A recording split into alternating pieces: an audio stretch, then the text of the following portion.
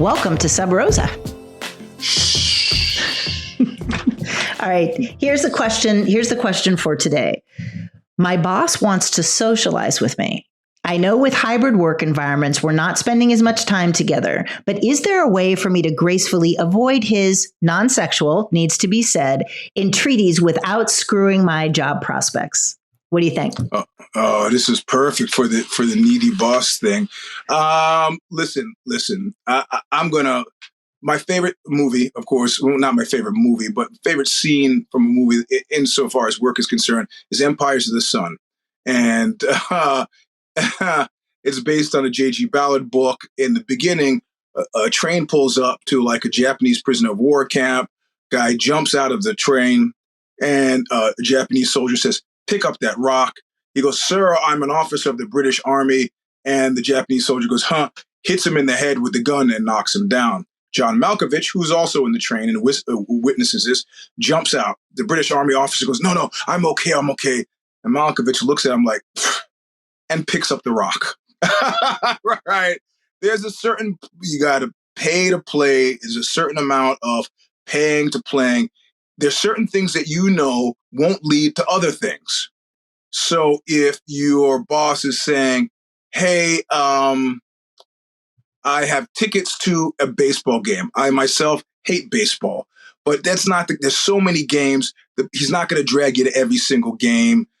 It's maybe healthily be viewed as a one-time thing. File it under team building and do it. Drinks, probably not. Dinner, probably not. Events at his house, kids' birthdays, anniversaries. That's the little, I don't know. At that point, he's considering you a friend. You might decide if that's not a comfortable designation for you. Movies, no. No. I mean, the more date-like it seems, the less likely you should be to do it. A baseball game is fine. Like I said, I hate baseball. I would never forget that I was doing a work solid at a baseball game. But I think that it would be unwise in the extreme for me to advise you to say, screw that guy, we're not doing it. Never, forget it. And I had a couple of questions. If this, person, if I was talking to them, I would say, why don't you want to socialize with your boss? And one of the questions would be, how often are these invitations coming along?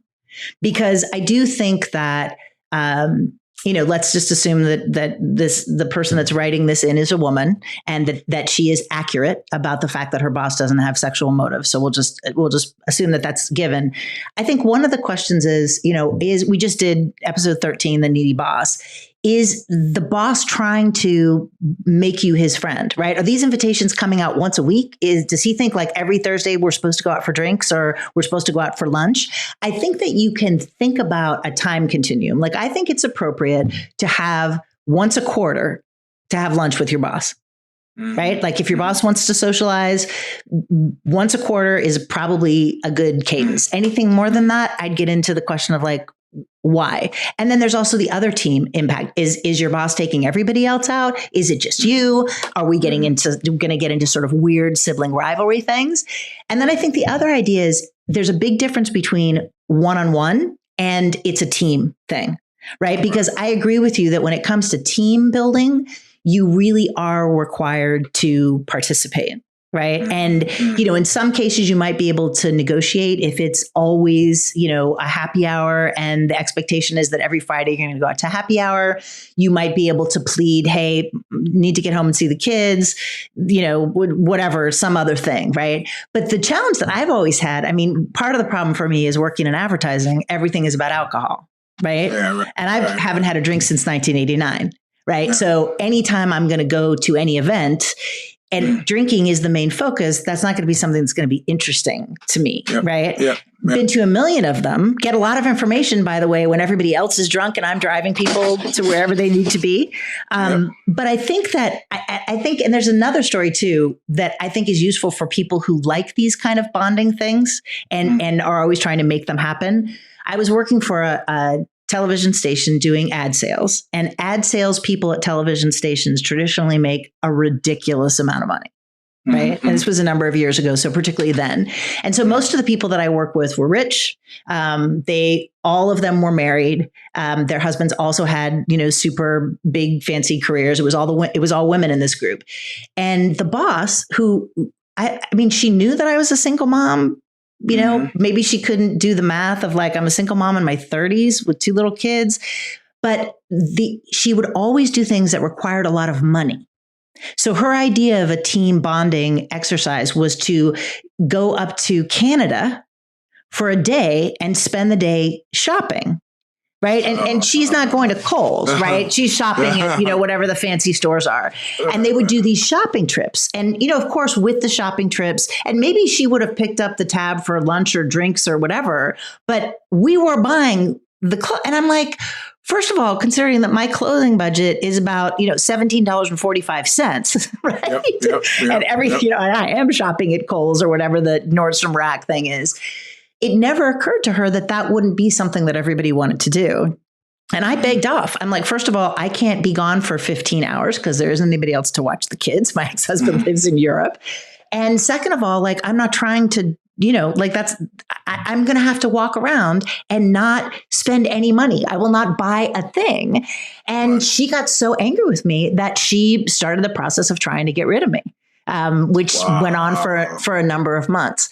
And, I think that's one of the things with some of these enforced, like. Did she not hear you? She heard me when I said that, but I think she couldn't compute it. All that she could seem to take in was an understanding that I was refusing to participate in the social event that she wanted to do. Now, if she had been like, let's go around to the corner and like have a softball game, let's do some pickup basketball, I would have been all about that. She never would have done that in a million years, right? So all she could hear was me saying no. She couldn't, because I was clear with her. I mean, I was clear with her, right? She was just in a place of, and she was younger too. She was just in a place of privilege where she didn't understand that not everybody was like her. Like I remember one time, same group of people, they were talking about like, well, what did you do when you got your second house? and they were talking about financing of their second homes. And, I'm thinking to myself, bitch, please, I don't have a first home. I am renting. Yeah.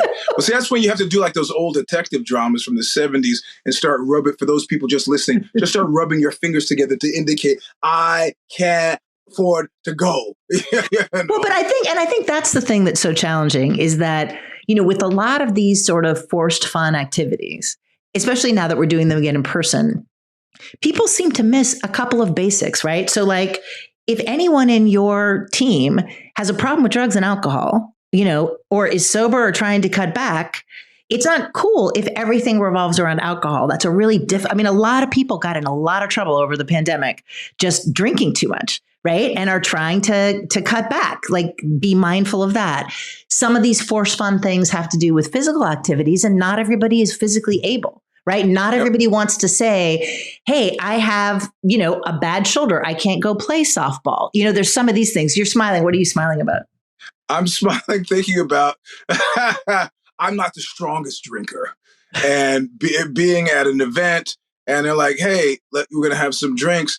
And I was about to say, I hadn't had anything to eat. I was about to say no, but I could see on my boss's face, he was like, you're not going to fucking say no to this. So this is, what do you want to drink? And I don't, my knowledge of alcohol comes from movies. So I said, give me a Manhattan. I don't know what that is. I've heard in a movie. It sounds good. So on an empty stomach, I drink a Manhattan. I realized by the time, before I've gotten to the end of the drink, that I am drunk. Okay, fine. I can hold it together. But everybody else is drinking as well. We sit down at the table and somehow a topic of conversation comes up with, how many people have you slept with? Right. So this is grossly inappropriate, but everybody's feeling loose and they're feeling, and I'm, as it's going around the table, I'm telling myself, don't say anything. Don't say anything. Don't say anything. Cut the number in half. Cut the number in half. Sometimes I go from don't say anything to cut the number in half. Cut the number in half. Cut that in half. Okay, I can do it. They get to me and I give the half of the half number and everybody's shocked. And I was like, hey, I'm in a band. I don't know. And it changed my work relationship actually not for the worse. It actually changed it for the better. But this is when you have the boss who somehow believes now I'm his avenue to virility, which is what we discussed in the needy boss portion of the topic. So it didn't really ruin me for the job, but it did let me know I don't want you, me to myself, do not be drinking at corporate events again. Do not do this. Get yourself a near drink, O'Doul's or something like that. And let's just try to ride this one out. And, like I said, it worked in that Absolutely. instance. Absolutely. Yeah. All right. So if you have a question for us, WTF at Bad Boss Brief, and we'll catch you later. Thanks. Bye. Adios.